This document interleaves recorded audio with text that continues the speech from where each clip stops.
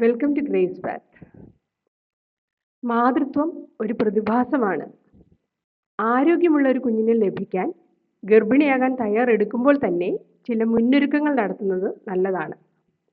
Thyroid രോഗങ്ങൾ, പ്രമേഹം, വിളർച്ച ഇവ കൃത്യമായി കണ്ടെത്തി ചികിത്സ തേടുന്നതും പരിഹാരം കണ്ടെത്തിയ ശേഷം ഗർഭിണിയാകുന്നതും ജനറ്റിക് കൗൺസിലിംഗ് നടത്തുന്നതും ഒക്കെ ഇതിൽ ഉൾപ്പെടും. ഗർഭകാലത്തും തുടർന്നും അമ്മയ്ക്കും കുഞ്ഞിനും ഉണ്ടാകാൻ സാധ്യതയുള്ള പല സങ്കീർണതകളിൽ നിന്നും സംരക്ഷണം ലഭിക്കാൻ ഇത്തരം ടെസ്റ്റുകൾ സഹായകമാകും. ഡോക്ടറുടെ നിർദ്ദേശപ്രകാരം ഗർഭിണികൾ ഗർഭകാലത്ത് കൃത്യസമയത്ത് തന്നെ ചെയ്യേണ്ടുന്ന അത്യാവശ്യം ടെസ്റ്റുകളെ കുറിച്ചാണ് ഇന്നത്തെ വീഡിയോ. കംപ്ലീറ്റ് ബ്ലഡ് കൗണ്ട് അഥവാ CBC ഗർഭകാലത്ത് ആദ്യ മാസങ്ങളിലും പിന്നീട് ഡോക്ടർ നിർദ്ദേശിക്കുന്ന ഇടവേളകളിലും ചെയ്യേണ്ടുന്ന ഒരു ടെസ്റ്റാണിത്. രക്തത്തിലെ haemoglobin, WBC count, platelet count എന്നിവയാണ് പ്രധാനമായും ചെക്ക് ചെയ്യപ്പെടുന്നത്. വിളർച്ച, ഇൻഫെക്ഷൻസ് ഇവയൊക്കെ കണ്ടെത്താനും ചികിത്സിക്കാനും ഈ ടെസ്റ്റ് സഹായകമാകും. ഗർഭകാലത്തുണ്ടാകുന്ന വിളർച്ച അമ്മയെയും കുഞ്ഞിനെയും ഒരുപോലെ ബാധിക്കാം. അമ്മയ്ക്ക് പ്രസവ സമയത്ത് അമിത രക്തസ്രാവം ഉണ്ടാകാനുള്ള സാധ്യത, മുലപ്പാൽ കുറയാനിടയാവുക, അണുബാധ, വിഷാദം തുടങ്ങിയവ വരാനുള്ള സാധ്യത കൂട്ടുക ഇവയൊക്കെ വിളർച്ച മൂലം ഉണ്ടാകാം. മാസം തികയാതെ ഉള്ള പ്രസവം, പ്രസവ സമയത്ത് കുഞ്ഞിന് തൂക്കക്കുറവ് ഉണ്ടാവുക, മാനസികവും ശാരീരികവുമായ വളർച്ചാ വൈകല്യങ്ങൾ ഇവയൊക്കെയാണ് കുഞ്ഞിനെ ബാധിക്കാവുന്ന സങ്കീർണതകൾ.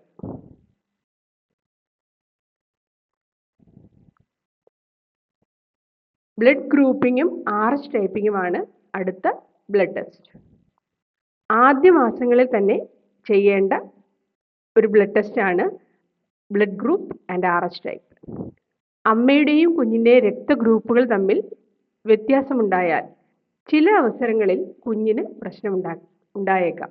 ഉദാഹരണമായി, അമ്മ RH നെഗറ്റീവും കുഞ്ഞ് RH പോസിറ്റീവുമാണെങ്കിൽ കുഞ്ഞിൻ്റെ ചുവന്ന രക്താണുക്കൾക്ക് എതിരെയുള്ള ആൻറ്റിബോഡി അമ്മയുടെ രക്തത്തിൽ ഉണ്ടാകാനും അവ കുഞ്ഞിൻ്റെ രക്തകോശങ്ങളെ നശിപ്പിച്ച് കുഞ്ഞിന് വിളർച്ച, മഞ്ഞപ്പിത്തം മുതലായ പ്രശ്നങ്ങൾ ഉണ്ടാക്കാനും ഒക്കെ ഇടയായേക്കാം.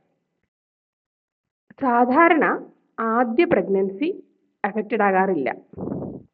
സെക്കൻഡ് പ്രഗ്നൻസി മുതലാണ് കുഞ്ഞിന് ഈ രക്തഗ്രൂപ്പിലുള്ള വ്യത്യാസം മുതൽ ഇതുപോലെ നെഗറ്റീവ് മദർ ആണെങ്കിൽ പോസിറ്റീവ് ബേബി ഉള്ള അവസരങ്ങളിൽ കാണാറ്. എന്നാൽ പ്രഗ്നൻസിക്ക് മുൻപ് അബോർഷനോ അല്ലെങ്കിൽ അമ്മയ്ക്ക് ബ്ലഡ് ട്രാൻസ്ഫ്യൂഷൻ വേണ്ടിവരുന്ന അവസ്ഥയോ എന്തെങ്കിലും ഉണ്ടാകുന്നവരിൽ ചിലപ്പോൾ ആദ്യ പ്രഗ്നൻസി തന്നെ അഫക്റ്റഡ് ആകാനും ഇടയുണ്ട്. ഇത്തരം സാധ്യതകൾ കണ്ടെത്താൻ ബ്ലഡ് ഗ്രൂപ്പിൽ വ്യത്യാസം കാണുന്ന അവസരങ്ങളിൽ ഡോക്ടേഴ്സ് ഇൻഡയറക്റ്റ് കോംസ് ടെസ്റ്റ് എന്നൊരു ടെസ്റ്റ് കൂടി ചെയ്യാറുണ്ട്. ആൻറ്റി-ഡി പ്രൊഫൈലാക്സിസ് വഴി ഈ നെഗറ്റീവ് ഗ്രൂപ്പിലുള്ള വ്യത്യാസം മൂലം കുഞ്ഞിനുണ്ടാകുന്ന സങ്കീർണതകളെ നമുക്ക് ഫലപ്രദമായി നിയന്ത്രിക്കാനാകും. ഇനി അടുത്ത ടെസ്റ്റാണ് യൂറിൻ റുട്ടീൻ എക്സാമിനേഷൻ അഥവാ യൂറിൻ RE. മൂത്രത്തിലെ ആൽബുമിൻ, ഷുഗർ ഡെപ്പോസിറ്റ്സ് എന്നിവയാണ് യൂറിൻ റുട്ടീൻ എക്സാമിനേഷനിൽ ചെക്ക് ചെയ്യപ്പെടുന്നത്. റെഡ് സെൽസോ പസ് സെൽസോ യൂറിനിൽ കാണുകയാണെങ്കിൽ അത് മൂത്രത്തിൽ പഴുപ്പിൻ്റെ ലക്ഷണമാകാം. ഗ്ലൂക്കോസ് ആണ് യൂറിനിൽ ടെസ്റ്റ് ചെയ്യപ്പെടുന്ന മറ്റൊരു ഫാക്ടർ. ഗ്ലൂക്കോസ് യൂറിനിൽ കണ്ടെത്തുന്ന പക്ഷം അമ്മയ്ക്ക് ഡയബറ്റിസ് ഉണ്ടാകാനുള്ള സാധ്യതയാണ് കാണിക്കുന്നത്. അതുപോലെ പ്രോട്ടീൻ അല്ലെങ്കിൽ ആൽബുമിൻ ആദ്യ മാസത്തിൽ തന്നെ ടെസ്റ്റ് ചെയ്യുന്നത് വളരെ ഹെൽപ്ഫുള്ളാണ്. കാരണം പിന്നീടുള്ള മാസങ്ങളിൽ ഗർഭിണികൾക്ക് ചിലപ്പോൾ അമിത രക്തസമ്മർദ്ദം ചിലർക്ക് ഉണ്ടാകാൻ സാധ്യതയുണ്ട്.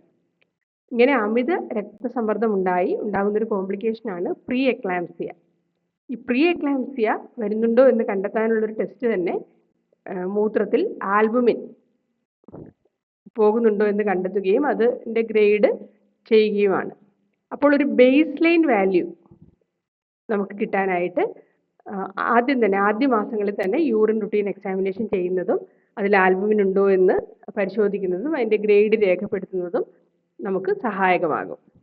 അതുപോലെ മൂത്രത്തിൽ RBC അല്ലെങ്കിൽ പസ്സൽസ് ഉണ്ടെങ്കിൽ തീർച്ചയായിട്ടും മൂത്രത്തിൽ പഴുപ്പുണ്ടാകാനുള്ള സാധ്യത കണക്കിലെടുത്ത് ഒരു യൂറിൻ കൾച്ചർ ആൻഡ് സെൻസിറ്റിവിറ്റി ചെയ്യേണ്ടതാണ്. കാരണം മൂത്രത്തിൽ പഴുപ്പ് കൃത്യമായി ചികിത്സിച്ചില്ലെങ്കിൽ മാസം തികയാതെയുള്ള പ്രസവം, പ്രസവ സമയത്ത് കുഞ്ഞിനുണ്ടാകുന്ന തൂക്കക്കുറവ് ഇവയൊക്കെ വരാനുള്ള സാധ്യതയുണ്ട്. അടുത്ത ബ്ലഡ് ടെസ്റ്റുകൾ ഇൻഫെക്ഷ്യസ് ഡിസീസ് സ്ക്രീനിങ് എന്ന കാറ്റഗറിയിലുള്ളതാണ്. അമ്മയിൽ നിന്ന് കുഞ്ഞിലേക്ക് പകരാൻ സാധ്യതയുള്ളതും ഗർഭാവസ്ഥയിൽ കുഞ്ഞിനെ ബാധിച്ചാൽ ശാരീരിക വൈകല്യങ്ങൾ ഉണ്ടാകാൻ സാധ്യതയുള്ളതും ആയ ചില രോഗങ്ങൾ കണ്ടെത്താനുള്ള ടെസ്റ്റുകളാണ് ഈ ഇൻഫെക്ഷ്യസ് ഡിസീസ് സ്ക്രീനിങ് എന്ന കാറ്റഗറിയിൽ ഉൾപ്പെടുന്നത്. ഇതിൽ ഏറ്റവും പ്രാധാന്യമുള്ളത് റുബല്ല ഇൻഫെക്ഷനാണ്. റുബല്ല ഗർഭാവസ്ഥയിൽ അമ്മയ്ക്കുണ്ടാകുന്ന റുബല്ല ഇൻഫെക്ഷൻ കുഞ്ഞിന് ജനന വൈകല്യങ്ങൾക്ക് കാരണമായേക്കാം. പ്രഗ്നൻസി പ്ലാൻ ചെയ്യുമ്പോൾ തന്നെ റുബല്ല ടെസ്റ്റ് ചെയ്താൽ നേരത്തെ ഇൻഫെക്ഷൻ വന്നിട്ടുണ്ടോ, ആ ഇൻഫെക്ഷൻ മൂലം ഉണ്ടായിരിക്കുന്ന ആൻറ്റിബോഡി പിന്നീട് ഇൻഫെക്ഷൻ ഉണ്ടാകാതെ നമ്മളെ പ്രൊട്ടക്റ്റ് ചെയ്യത്തക്ക വിധം സഫീഷ്യൻ്റ് ആണോ, അതൊക്കെ കണ്ടെത്താനായിട്ട് സാധിക്കും. അങ്ങനെയല്ല എങ്കിൽ നമുക്ക് റുബല്ല വാക്സിനേഷൻ എടുക്കാവുന്നതാണ്. അങ്ങനെ ഫലപ്രദമായി ഈ പ്രഗ്നൻസിയിൽ റുബല്ല ഉണ്ടാകാത്ത വിധം നമുക്ക് പ്രതിരോധത്തിന് ശ്രമിക്കാവുന്നതാണ്. അതുപോലെ ചെയ്യപ്പെടുന്ന മറ്റൊരു ടെസ്റ്റാണ് hepatitis B, hepatitis C infection കണ്ടെത്താനുള്ള ടെസ്റ്റ്. HBsAg, HCV ഇത്തരം ടെസ്റ്റുകളാണ് നമ്മൾ സാധാരണയായിട്ട് ചെയ്യാറ്.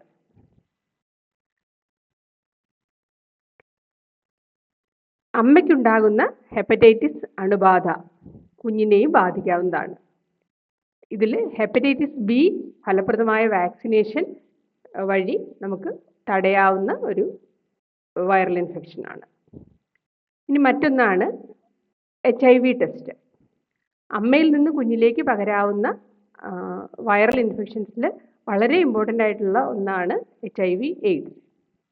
ഇവിടെ അമ്മയ്ക്ക് HIV ഇൻഫെക്ഷൻ ഉണ്ടെന്ന് കണ്ടെത്തിയാൽ അമ്മയ്ക്ക് ഫലപ്രദമായ ചികിത്സ നൽകുന്നതിലൂടെ ഇത് കുഞ്ഞിലേക്ക് പകരുന്നത് നമുക്ക് തടയാനും സാധിക്കും. ഇതുപോലെ മറ്റു ചില ഇൻഫെക്ഷൻസും സ്ക്രീൻ ചെയ്യാറുണ്ട്. അതിന് ഉദാഹരണമാണ് ഒരു സെക്ഷലി ട്രാൻസ്മിറ്റഡ് ഡിസീസ്, അതായത് ഒരു ലൈംഗിക രോഗമായ സിഫിലിസ്. സിഫിലിസിന് വേണ്ടി നമ്മൾ സാധാരണ ലാബിൽ ചെയ്യുന്ന ചില ടെസ്റ്റുകൾ RPR, VDRL, TPHA എന്നിവയൊക്കെയാണ്. ഇനി ഒരു പ്രഗ്നന്റ് ലേഡി RPR അല്ലെങ്കിൽ VDRL പോസിറ്റീവ് ആണെന്ന് കണ്ടു കഴിഞ്ഞാൽ തീർച്ചയായിട്ടും അതിൻ്റെ കൺഫർമേഷനായിട്ട് നമ്മൾ TPHA ടെസ്റ്റ് ചെയ്യും. സിഫിലിസ് രോഗമുണ്ടെന്ന് കണ്ടാൽ അതിന് ഫലപ്രദമായ ചികിത്സയുണ്ട്. മാത്രവുമല്ല അവരുടെ ജീവിത പങ്കാളിക്കും ഈ ടെസ്റ്റ് ചെയ്യേണ്ടത് അത്യാവശ്യമാണ്. ചികിത്സ ജീവിത പങ്കാളിക്കും കൂടി നൽകേണ്ടത് അത്യാവശ്യമാണ്. ചികിത്സയ്ക്ക് ശേഷം ടെസ്റ്റ് റിപ്പീറ്റ് ചെയ്ത് പൂർണ്ണമായിട്ടും ഇത് മാറിയോ എന്ന് കണ്ടെത്തേണ്ടതുമുണ്ട്. പ്രധാനമായും ചെയ്യുന്ന ഇൻഫെക്ഷ്യസ് ഡിസീസ് സ്ക്രീനിങ്ങുകൾ ഇതൊക്കെയാണ്. അതായത് rubella, hepatitis B and C, HIV/AIDS, പിന്നെ സിഫിലിസ്. അടുത്തതാണ് ഗ്ലൂക്കോസ് സ്ക്രീനിങ്. നേരത്തെ ഡയബറ്റീസ് ഹിസ്റ്ററി ഉള്ള ഗർഭിണികൾ അല്ലെങ്കിൽ കഴിഞ്ഞ പ്രഗ്നൻസിയോട് അസോസിയേറ്റഡ് ആയിട്ടുള്ള ജെസ്റ്റേഷണൽ ഡയബറ്റീസ് വന്നവർ, ഇവർക്കൊക്കെ ആദ്യ മാസങ്ങളിൽ തന്നെ ഗ്ലൂക്കോസ് സ്ക്രീനിങ് ചെയ്യണം. അപ്പോൾ നമുക്ക് സാധാരണ നമ്മൾ ഷുഗർ ഡിറ്റക്ഷന് വേണ്ടി ചെയ്യുന്ന ടെസ്റ്റുകളായിട്ടുള്ള RBS, FBS, PPBS, HbA1c ഇത്തരം ടെസ്റ്റുകൾ ഗർഭിണികൾക്കും ചെയ്യാറുണ്ട്. നിങ്ങൾക്ക് അറിയാവുന്നതുപോലെ തന്നെ HbA1c കഴിഞ്ഞ 3 മാസത്തെ ഷുഗർ കൺട്രോൾ ആണ് കാണിക്കുക. ഇനി ഗർഭിണികളിൽ സാധാരണയായിട്ട് പ്രത്യേകമായി ചെയ്യാറുള്ള 2 ടെസ്റ്റിൻ്റെ കാര്യങ്ങളാണ് പറയുന്നത്. ഒന്ന് oral glucose test, glucose challenge test. Glucose challenge ടെസ്റ്റിൽ നമ്മൾ ചെയ്യുന്നത് ഒരു ഗ്ലൂക്കോസ് ഡ്രിങ്ക് കഴിച്ചതിന് ശേഷം ഏകദേശം 1.5 മുതൽ 2 മണിക്കൂറിന് ശേഷം ബ്ലഡ് എടുത്ത് അതിലെ ഷുഗർ ഡിറ്റർമിൻ ചെയ്യും. അപ്പോൾ ഈ വാല്യൂ ഒരു 140 മില്ലിഗ്രാം പെർ ഡെസിലിറ്ററോ കുറവോ ആണെങ്കിൽ നമുക്ക് ഭയപ്പെടാനില്ല, അത് നോർമലാണ്. 140നും 199 മില്ലിഗ്രാം പെർ ഡെസിലിറ്ററിന് ഇടയിലാണെങ്കിൽ അത് ഡയബറ്റിസ് ഉണ്ടാകാനുള്ള സാധ്യത കാണിക്കുന്നു. 200 മില്ലിഗ്രാം പെർ ഡെസിലിറ്ററിനും മുകളിലാണെങ്കിൽ ഡയബറ്റിസ് ആണ്. അതുപോലെ മറ്റൊരു ടെസ്റ്റാണ് ഓറൽ ഗ്ലൂക്കോസ് ടോളറൻസ് ടെസ്റ്റ്, അല്ലെങ്കിൽ OGTT എന്ന് പറയും. ഇവിടെ നമ്മൾ ഫാസ്റ്റിങ്ങിൽ ബ്ലഡ് ഷുഗർ നോക്കുന്നു. പിന്നീട് ഇതുപോലൊരു ഗ്ലൂക്കോസ് ഡ്രിങ്ക് കഴിച്ചതിന് ശേഷം 30 മിനിറ്റ് ഇടവേളകളിൽ 4 ബ്ലഡ് സാമ്പിൾ എടുക്കുകയും ആ 4 ബ്ലഡ് സാമ്പിളിലെയും ബ്ലഡ് ഷുഗർ വാല്യൂസ് ചാർട്ട് ചെയ്യുകയുമാണ് ചെയ്യുന്നത്. സാധാരണഗതിയിൽ നമ്മളൊരു ഗ്ലൂക്കോസ് ഡ്രിങ്ക് കഴിച്ചതിന് ശേഷം നമ്മുടെ രക്തത്തിലെ ഷുഗർ ഉയരുകയും ഈ 2 മണിക്കൂറിനുള്ളിൽ 2-2.5 മണിക്കൂറിനുള്ളിൽ അത് വീണ്ടും നോർമൽ ലെവലിലേക്ക് തന്നെ തിരിച്ചെത്തുകയും ചെയ്യും. എന്നാൽ ഡയബറ്റിസ് ഉള്ള സ്ത്രീകളിൽ ഇത് നോർമൽ ലെവലിലേക്ക് തിരിച്ചെത്തുന്നില്ല, ഉയർന്നു തന്നെ നിൽക്കാൻ ഇടയാകും. അപ്പോൾ അത്തരം ടെസ്റ്റുകളാണ് ഗ്ലൂക്കോസ് സ്ക്രീനിങ്ങിന് വേണ്ടി ഉപയോഗിക്കുന്നത്. ഗർഭിണികളിൽ മാത്രം ആ ഗർഭകാലത്ത് കാണപ്പെടുന്ന ഒരു ഡയബറ്റിസ് ഉണ്ട്, അതിനെയാണ് നമ്മൾ ജെസ്റ്റേഷണൽ ഡയബറ്റിസ് എന്ന് പറയുക. മിക്കവാറും പ്രസവാനന്തരം ഷുഗർ ലെവൽ നോർമൽ ആകുന്നതാണ്. എന്നാൽ ജെസ്റ്റേഷണൽ ഡയബറ്റിസ് ഉള്ള സ്ത്രീകൾക്ക് പിന്നീട് ഡയബറ്റിസ് മെലിറ്റസ് വരാനുള്ള സാധ്യത കൂടുതലാണ്. അതുപോലെ തന്നെ പ്രോപ്പറായിട്ട് നമ്മൾ ഈ ഗ്ലൂക്കോസ് ഗർഭകാലത്ത് കൺട്രോൾ ചെയ്തില്ലെങ്കിൽ കുഞ്ഞിന് ഓവർ വെയ്റ്റും മറ്റു കോംപ്ലിക്കേഷൻസും ഒക്കെ വരാനുള്ള സാധ്യതയുണ്ട്. ഓവർ വെയ്റ്റ് ഉണ്ടാകുന്നതിലൂടെ തന്നെ നോർമൽ ഡെലിവറി സാധ്യമല്ലാതെ വരികയും സിസേറിയനിലേക്ക് പോവുകയും കുഞ്ഞിന് ജനിച്ച ഉടനെ തന്നെ കുഞ്ഞിൻ്റെ ഷുഗർ ലെവൽ താഴ്ന്നു പോകാൻ ഇടയാകും. അങ്ങനെ പല കോംപ്ലിക്കേഷൻസ് ഉണ്ടാവാൻ സാധ്യതയുണ്ട്. അതുകൊണ്ട് തന്നെ ഈ ഗ്ലൂക്കോസ് സ്ക്രീനിങ് എല്ലാം കൃത്യമായിട്ട് ചെയ്യുകയും പ്രോപ്പറായിട്ട് ഡോക്ടറുടെ നിർദ്ദേശാനുസരണം ഇൻസുലിൻ എടുത്ത് അത് മാനേജ് ചെയ്യുകയും ചെയ്യാവുന്നതാണ്. ഇനി അടുത്ത ടെസ്റ്റുകൾ വളരെ പ്രാധാന്യം അർഹിക്കുന്ന ചില ടെസ്റ്റുകളും അതുപോലെ തന്നെ സാധാരണക്കാർക്ക് അത്ര പരിചയമില്ലാത്ത ടെസ്റ്റുകളുമാണ്. ഇത് ജനിതക വൈകല്യങ്ങൾ അല്ലെങ്കിൽ ബർത്ത് ഡിഫക്ട്സ് അവ കണ്ടെത്താനുള്ള ടെസ്റ്റുകളാണ്. ഇത് അവ കണ്ടെത്താനുള്ള ടെസ്റ്റുകൾ എന്നതിനേക്കാൾ ഉപരി അവയുടെ സാധ്യത എത്രമാത്രം ഉയർന്നു നിൽക്കുന്നു എന്ന് പ്രവചിക്കാൻ ഉള്ള ടെസ്റ്റുകളാണ് മെയിനായിട്ടും ഇവ. ഇതിൽ ആദ്യത്തെ ടെസ്റ്റാണ് double marker test. Double marker test നമ്മൾ ഗർഭകാലത്തിൻ്റെ ഒരു 8 മുതൽ 14 ആഴ്ചയ്ക്കുള്ളിലാണ് ചെയ്യുക. ഇവിടെ നമ്മൾ ഡബിൾ മാർക്കർ എന്ന് പറയുമ്പോൾ തന്നെ മനസ്സിലാവും 2 മാർക്കേഴ്സാണ് ടെസ്റ്റ് ചെയ്യുക. Beta HCG, beta human chorionic gonadotropin, മറ്റൊന്നാണ് പാപ്പ pregnancy associated plasma protein A. ഈ 2 മാർക്കേഴ്സാണ് നമ്മൾ ടെസ്റ്റ് ചെയ്യുക. ഇത് ഈ പാപ്പ ലോ ലെവലിൽ കാണുകയും ബീറ്റ HCG ഹൈ ലെവലിൽ കാണുന്നതും അബ്നോർമലാണ്. അബ്നോർമൽ ആണെന്ന് വെച്ചാൽ അത് കുഞ്ഞിന് ജനിതക വൈകല്യങ്ങൾ ഉണ്ടാകാനുള്ള സാധ്യത ഉയർന്നതാണെന്ന് കാണിക്കുന്നു. പ്രധാനമായും ഈ ടെസ്റ്റ് നമ്മൾ ചെയ്യുന്നത് ട്രൈസോമി എന്ന ജനിതക വൈകല്യം കണ്ടെത്താനാണ്. നമുക്കെല്ലാവർക്കും അറിയാവുന്നതുപോലെ നമ്മുടെ ശരീരത്തിൽ 46 ക്രോമോസോമുകളാണ് ഉള്ളത്. അത് ക്രോമോസോമുകൾ പെയേഴ്സ് ആയിട്ടാണ് കാണുക, അതായത് 23 പെയർ. ഇത് ചില ക്രോമോസോമുകളിൽ ഈ ജനിതക വൈകല്യം മൂലം ഒരു അഡീഷണൽ കോപ്പി കൂടി കാണും. അത് ഏത് ക്രോമോസോമിലാണ് ഈ അഡീഷണൽ കോപ്പി ഉള്ളത് എന്നതിനനുസരിച്ച് ആ ജനിതക വൈകല്യങ്ങൾ പലതുണ്ട്. ഇങ്ങനെ ഒരു അഡീഷണൽ കോപ്പി കൂടി കാണുന്ന തരം ജനിതക വൈകല്യങ്ങളെയാണ് നമ്മൾ ട്രൈസോമി എന്ന് പറയുക. അത് 21ാമത്തെ ക്രോമസോമിലാണെങ്കിൽ നമ്മൾ അതിനെ ട്രൈസോമി 21 എന്ന് പറയും. അതിനെയാണ് നമ്മൾ കോമൺ ആയിട്ട് ഡൗൺ സിൻഡ്രോം എന്ന് പറയുക. നമ്മൾ വളരെ കോമൺ ആയിട്ട് കാണുന്ന ഒരു ട്രൈസോമിയാണ് ട്രൈസോമി 21 അല്ലെങ്കിൽ ഡൗൺ സിൻഡ്രോം. കുഞ്ഞുങ്ങൾക്ക് ശാരീരിക വൈകല്യങ്ങളും അതുപോലെ തന്നെ ബുദ്ധിമാന്ദ്യവും ഉണ്ടാകാം. പിന്നീട് മറ്റ് ട്രൈസോമികൾ മെയിനായിട്ടും ട്രൈസോമി 18, അതായത് 18ാമത്തെ ക്രോമസോമിൽ 3 മൂന്നായിട്ട് കാണുന്നത്. അതായത് ഒരു എക്സ്ട്രാ കോപ്പി 18ാമത്തെ ക്രോമസോമിൽ കാണുന്ന അബ്നോമാലിറ്റിയാണിത്. അതുപോലെ 13ാമത്തെ ക്രോമസോമിൽ എക്സ്ട്രാ കോപ്പി കാണുന്ന അവസ്ഥയുണ്ട്. അതിനെയാണ് ട്രൈസോമി 13 എന്ന് പറയുന്നത്. അപ്പോൾ ഇത്തരം ട്രൈസോമി എന്ന ജനിതക വൈകല്യം കുഞ്ഞിനുണ്ടോ എന്ന് കണ്ടെത്താനായിട്ട് മെയിനായിട്ട് നമ്മൾ ഡബിൾ മാർക്കർ ടെസ്റ്റ് ചെയ്യുക. അപ്പോൾ ഈ ഡബിൾ മാർക്കർ ടെസ്റ്റ് എപ്പോഴും നമ്മൾ റിസ്ക് റേഷ്യോയിലാണ് റിപ്പോർട്ട് ചെയ്യുക. അതായത് ലോ റിസ്ക് അല്ലെങ്കിൽ നോർമൽ എന്ന് പറയുമ്പോൾ റിസ്ക് റേഷ്യോ മോർ ദാൻ 1:250 ആയിരിക്കും. അതായത് മിനിമൽ പ്രോബബിലിറ്റി, ഇത് കുഞ്ഞിന് ജനിതക വൈകല്യം ഉണ്ടാകാനുള്ള സാധ്യത വളരെ കുറവാണെന്നാണ് ഈ ലോ റിസ്ക് അല്ലെങ്കിൽ നോർമൽ റേഷ്യോ കാണിക്കുന്നത്. ഇനി അബ്നോർമൽ അല്ലെങ്കിൽ ഹൈ റിസ്ക് എന്ന് നമ്മൾ പറയുന്നത് റേഷ്യോ ലെസ് ദാൻ 1:250 ആകുമ്പോഴാണ്. അവിടെ ക്രോമസോമൽ അബ്നോമാലിറ്റി ഉണ്ടാകാനുള്ള സാധ്യത വളരെ ഉയർന്ന് കാണപ്പെടുന്നു. ഇതോടൊപ്പം തന്നെ ചെയ്യുന്ന ഒരു സ്കാനാണ് NT സ്കാൻ. അപ്പോൾ NT സ്കാൻ കൂടി ചെയ്ത് അതിൻ്റെ റിപ്പോർട്ടുമായിട്ട് കോറിലേറ്റ് ചെയ്യുമ്പോൾ നമുക്ക് കുറച്ചുകൂടി നല്ല രീതിയിൽ ജനിതക വൈകല്യം ഉണ്ടാകാനുള്ള സാധ്യത പ്രവചിക്കാനായിട്ട് കഴിയും. ഇനി അടുത്ത ടെസ്റ്റുകളാണ് ട്രിപ്പിൾ മാർക്കർ ടെസ്റ്റ്. അത് നമ്മുടെ ഗർഭകാലത്ത് 15 ആഴ്ചയ്ക്കും 22 ആഴ്ചയ്ക്കും ഇടയിൽ ആണ് ഈ ട്രിപ്പിൾ മാർക്കർ ടെസ്റ്റ് ചെയ്യുക. ഇവിടെ നമ്മൾ 3 മാർക്കേഴ്സാണ് ടെസ്റ്റ് ചെയ്യുക: AFP, oestriol, beta HCG. Beta HCG നമ്മൾ നേരത്തെ പറഞ്ഞു, beta human chorionic gonadotropin. AFP എന്നാൽ ആൽഫ ഫീറ്റോപ്രോട്ടീൻ എന്നാണ്. പിന്നീട് അൺകോഞ്ചുഗേറ്റഡ് ഈസ്ട്രയോൾ.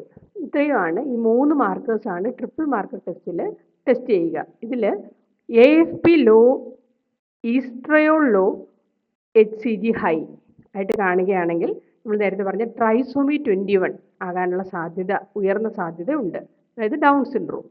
ഇനി ഈ 3 മാർക്കേഴ്സും ലോ ആയിട്ട് കാണുകയാണെങ്കിൽ അത് ട്രൈസോമി 18 ആവാനുള്ള സാധ്യതയാണ് കാണിക്കുന്നത്. ഇനി AFP ഹൈ ആയിട്ട് കാണുന്നത് ന്യൂറൽ ട്യൂബ് ഡിഫെക്ട്സിലാണ്. ന്യൂറൽ ട്യൂബ് എന്ന് വെച്ച് കഴിഞ്ഞാൽ നമ്മുടെ ബ്രെയിനും സ്പൈനൽ കോഡും ഉണ്ടാകുന്ന ഇനിഷ്യൽ ഫോമാണ്. അതായത് നമ്മുടെ ഒരു കുഞ്ഞ് ഫോം ചെയ്ത് വരുമ്പോൾ തന്നെ ന്യൂറൽ ട്യൂബ് ഉണ്ടാകും. ഈ ന്യൂറൽ ട്യൂബിൽ നിന്നാണ് പിന്നീട് കുഞ്ഞ് വളർച്ച പ്രാപിക്കും തോറും ബ്രെയിനും സ്പൈനൽ കോഡും ഒക്കെ ഉണ്ടായി വരുന്നത്. അപ്പോൾ ഈ ന്യൂറൽ ട്യൂബിന് എന്തെങ്കിലും ഡിഫക്റ്റ് വന്നിട്ടുണ്ടോ, അതിനുള്ള ഉയർന്ന സാധ്യത ഉണ്ടോ എന്ന് കണ്ടെത്താനാണ് നമ്മൾ AFP ടെസ്റ്റ് ചെയ്യുന്നത്. ന്യൂറൽ ട്യൂബ് ഡിഫക്റ്റ് മെയിനായിട്ടും 2 തരത്തിലാണ് മെയിനായിട്ട് കാണപ്പെടുക. ഒന്ന് സ്പൈന ബൈഫ എന്ന് പറയും. ഇവിടെ ന്യൂറൽ ട്യൂബിൻ്റെ താഴത്തെ ഭാഗത്തിലാണ് പ്രശ്നം വരിക. അപ്പോൾ നമ്മുടെ സ്പൈനൽ കോളം ഫ്യൂസ് ചെയ്യില്ല. അപ്പോൾ സ്പൈനൽ കോഡ് എക്സ്പോസ്ഡ് ആയിട്ട് ഇരിക്കുകയായിരിക്കും. അത് കുഞ്ഞിന് പിന്നീട് പാരാലിസിസ് ഒക്കെ ഉണ്ടാകാനുള്ള സാധ്യത ഉണ്ടാകും. അതുപോലെ തന്നെ ഈ ന്യൂറൽ ട്യൂബിൻ്റെ മുകൾ ഭാഗത്ത് ആണ് പ്രശ്നമെങ്കിൽ അനൻസെഫാലി എന്നൊരു പ്രശ്നം ഉണ്ടാകാൻ സാധ്യതയുണ്ട്. അനൻസെഫാലി എന്ന് വെച്ചാൽ കുഞ്ഞിൻ്റെ തലച്ചോറിന് ഡെവലപ്മെൻറ്റ് ഇല്ലാതിരിക്കുന്ന അവസ്ഥയാണ്. മിക്കവാറും ഇത്തരം കുഞ്ഞുങ്ങൾ അമ്മയുടെ ഗർഭത്തിൽ തന്നെ മരിച്ചു കാണപ്പെടുകയോ അല്ലെങ്കിൽ ജനിച്ച ഉടനെ തന്നെ മരിക്കുകയോ ആണ് ചെയ്യാറ്. അപ്പം അത്തരം ജനിതക വൈകല്യങ്ങൾ ഉണ്ടോ എന്നറിയാനാണ് മെയിനായിട്ട് നമ്മൾ ട്രിപ്പിൾ മാർക്കർ ടെസ്റ്റ്, അതിലെ AFP നമ്മളെ ഹെൽപ്പ് ചെയ്യുന്നത്. അപ്പോൾ ഇതും നമ്മൾ നേരത്തെ പറഞ്ഞതുപോലെ തന്നെ റിസ്ക് റേഷ്യോ വെച്ചിട്ടാണ് ട്രിപ്പിൾ മാർക്കർ ടെസ്റ്റും ചെയ്യുക. ഒപ്പം അൾട്രാസൗണ്ട് കൂടി ചെയ്യുന്നത് അതിൻ്റെ സാധ്യത പ്രവചിക്കാനുള്ള കഴിവ് വർദ്ധിപ്പിക്കും. ഇനി മറ്റൊരു ടെസ്റ്റാണ് ക്വാഡ്രപ്പിൾ മാർക്കർ ടെസ്റ്റ്. ഇവിടെ 4 മാർക്കേഴ്സ് നമ്മൾ നോക്കുന്നുണ്ട്.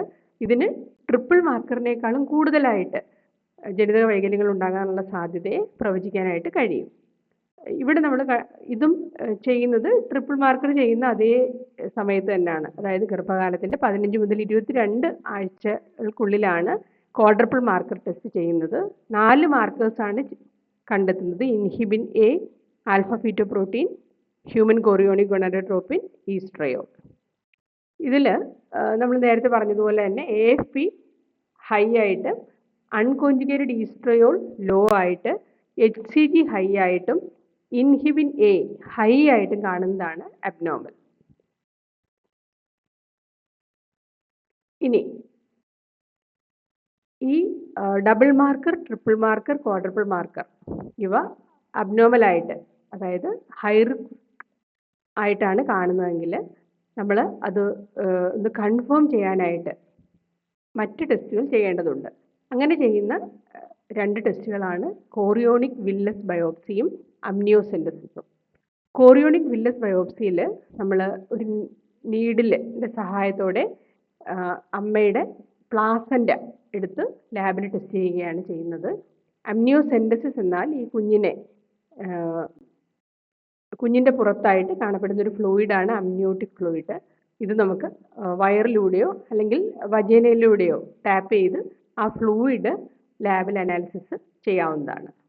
അപ്പോൾ കൺഫേം ചെയ്യാനായിട്ട് നമ്മൾ ചെയ്യുന്ന 2 ടെസ്റ്റുകളാണ് കോറിയോണിക് വില്ലസ് ബയോപ്സിയും അമ്നിയോസെൻറ്റസിസും.